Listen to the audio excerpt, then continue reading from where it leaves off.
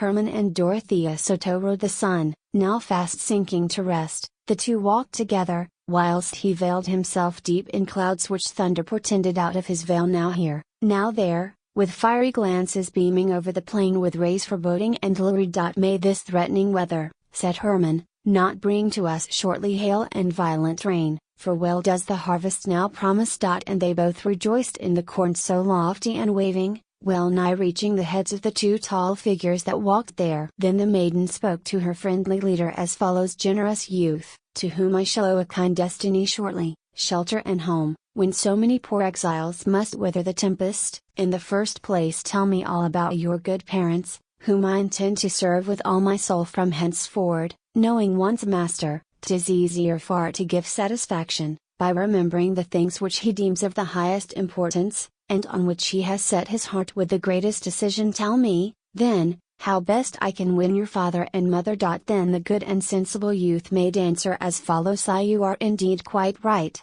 my kind and excellent maiden, to begin by asking about the tastes of my parents. For I have hitherto striven in vain to satisfy father, when I looked after the inn, as well as my regular duty, working early and late in the field, and tending the vineyard. Mother indeed was contented, she knew how to value my efforts, and she will certainly hold you to be an excellent maiden, if you take care of the house, as though the dwelling your own were. But my father's unlike her, he's fond of outward appearance. Gentle maiden, deem me not cold and void of all feeling, if I disclose my father's nature to you, who are a stranger. Yes, such words have never before escaped, I assure Yvonne, out of my mouth, which is little accustomed to babble and chatter, but you have managed to worm all my secrets from out of my bosom. Well, my worthy father the graces of life holds in honor, wishes for outward signs of love, as well as of reverence, and would doubtless be satisfied with an inferior servant who understood this fancy, and hated better, who did not.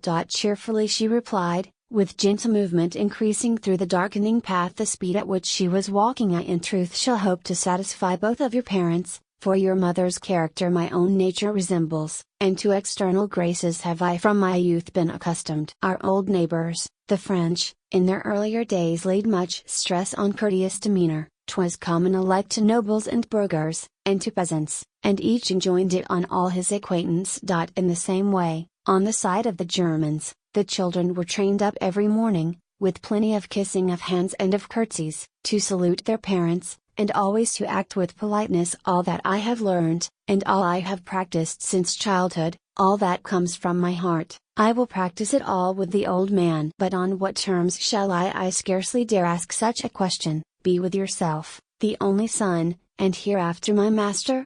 Thus she spoke, and at that moment they came to the pear tree. Down from the skies the moon at her full was shining in glory, night had arrived, and the last pale gleam of the sunset had vanished. So before them were lying, in masses all heaped up together, lights as clear as the day, and shadows of night and of darkness. And the friendly question was heard by Hermann with pleasure, under the shade of the noble tree at the spot which he loved so, which that day had witnessed his tears at the fate of the exile. And whilst they sat themselves down, to take a little repose there, thus the loving youth spoke, whilst he seized the hand of the maiden: Let your heart give the answer, and always obey what it tells you.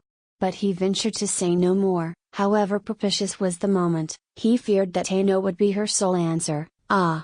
And he felt the ring on her finger, that sorrowful token. So by the side of each other they quietly sat and in silence, but the maiden began to speak, and said, How delightful is the light of the moon! The clearness of day it resembles yonder I see in the town the houses and courtyards quite plainly, in the gable a window, methinks all the panes I can reckon. That which you see, replied the youth, who spoke with an effort, that is our house down to which I now am about to conduct you, and that window yonder belongs to my room in the attic, which will probably soon be yours, as we are making great changes. All these fields are ours, and ripe for the harvest tomorrow. Here in the shade we are wont to rest, enjoying our mealtime. But let us now descend across the vineyard and garden, for observe how the threatening storm is hitherward rolling, lightning first, and then eclipsing the beautiful full moon. So the pair rose, and watered down by the cornfield, through the powerful corn, in the nightly clearness rejoicing, and they reached the vineyard, and through its dark shadows preceded, so he guided her down the numerous tiers of the flat stones which, in an unhewn state, served as steps to the walk through the foliage. Slowly she descended, and placed her hands on his shoulders, and, with a quivering light, the moon through the foliage overlooked them, till by storm clouds enveloped, she left the couple in darkness. Then the strong youth supported the maiden, who on him was leaning. She, however, not knowing the path, or observing the rough steps, slipped as she walked, her foot gave way, and she well nigh was falling. Hastily held out his arm the youth with nimbleness thoughtful, and held up his beloved one. She gently sank on his shoulders, breast was pressed against breast, and cheek against cheek, and so stood he fixed like a marble statue, restrained by a firm resolution. He embraced her no closer, though all her weight he supported, so he felt his noble burden, the warmth of her bosom, and her balmy breath, against his warm lips exhaling, bearing with manly feelings the woman's heroical greatness. But she concealed the pain which she felt, and jestingly spoke, "Thus it betokens misfortune, so scrupulous people inform us, for the foot to give way on entering a house. Near the threshold I should have wished, in truth, for a sign of some happier omen. Let us tarry a little, for fear your parents should blame you for their limping servant, and you should be thought a bad landlord,